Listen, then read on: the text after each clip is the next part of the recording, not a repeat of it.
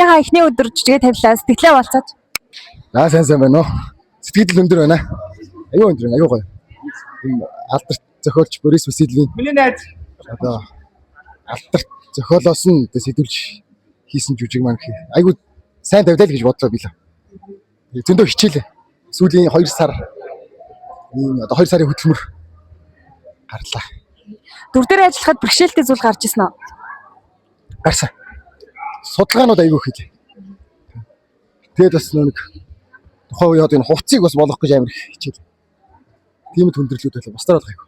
Бас текст тий зохиолоо бас уншаад судлаад текстээ янз бүр. Энэ айгуу хэцүү юмуд байлаа. Тэгээд тэднийг давж хараад одоо энэ зогсож байна. Одоо ингээд жүжигийнхаа нэг хэсэг ингээд дээрээс усгасч байгаа хэсэг шүү дээ. Тэр үед ер нь бол ямар хөө байсан бэ?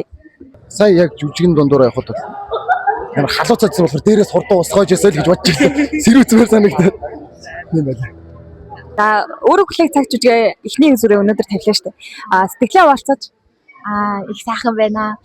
Тэгээд багшигаа ачаад ийм мундаг жүжиг тавиад тэгээд хамт олонтойгоо ер нь 2 сар гарan нэлээд наталцаа. Тэгээд өнөөдөр даваад гараад эхний үзүүрээ тавьж байгаадаа маш их баяртай. Жүжигийнх нь явцад тэр дээрээс өндөр дээрээс өсөрж байгаа хэсэг байна шүү дээ. Буудуулаад онж байгаа.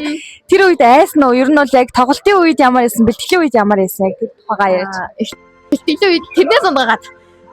Тэгээ дараа нь тэрнээс унгаад ингээд явсараа дасгаад тэгээ толгоогоороо дагзаараас хавж унах ч юу байна. Тэгээд боксороо гулгаж оруулаад унах ч юу байна. Багш наач гээд жижиг дараад цаа гэсэн. Текстэн дээр зориг ороод ондог да. Гэтэ сая үл ерөөсөө өвзөнгөө. Айгуу гоё юм байлаа. Энэ жүжигтэр тайсны зураачаар яаж ажилласан бэ? За энэ жүжигтэр бол тайсны зураачаар ерөнхийдөө илүү юм бодит байгалыг гаргахыг хичээж ажилласан байгаа.